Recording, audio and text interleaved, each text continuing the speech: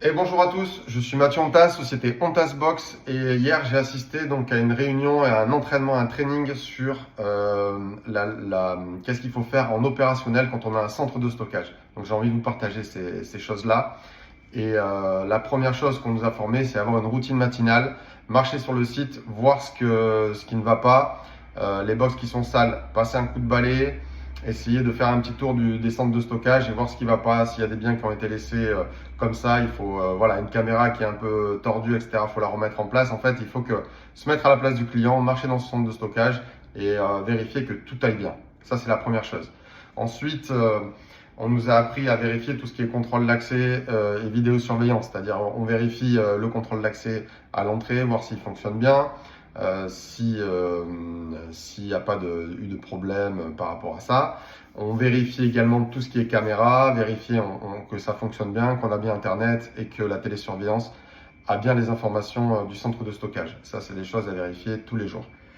Ensuite, au niveau de la vente, c'est toujours bien de faire de la vente additionnelle quand on a un centre de stockage, aussi bien mettre en prix, en évidence les assurances, mais également les cartons, le scotch, etc., qu'on puisse mettre la tarification, vérifier qu'on a bien le réassort de tous ces produits et mettre tout ça en évidence et proprement dans le bureau.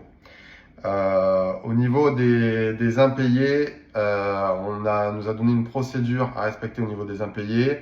Donc, premier jour, on relance. 7e jour, on bloque l'accès. 15e jour, on envoie une lettre de mise en demeure, etc. Et tout ça jusqu'à la mise à disposition des affaires pour la vente. Donc, j'ai fait une checklist. Si vous en avez besoin, voilà, envoyez-moi votre mail, votre adresse, je vous enverrai la checklist.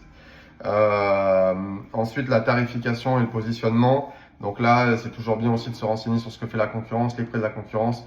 Et si on veut être agressif sur certains produits, qu'on aurait certains box qu'on a en quantité, à ce moment-là, faire des prix 10% en dessous de la concurrence. Sur les autres produits, il n'y a pas lieu d'être. Si on a des box qui sont quasi pleins, on reste à notre tarif. Mais par contre, si voilà, on essaie de descendre sur les box où on a un petit peu plus de vide et on peut éventuellement faire des promotions. Voilà.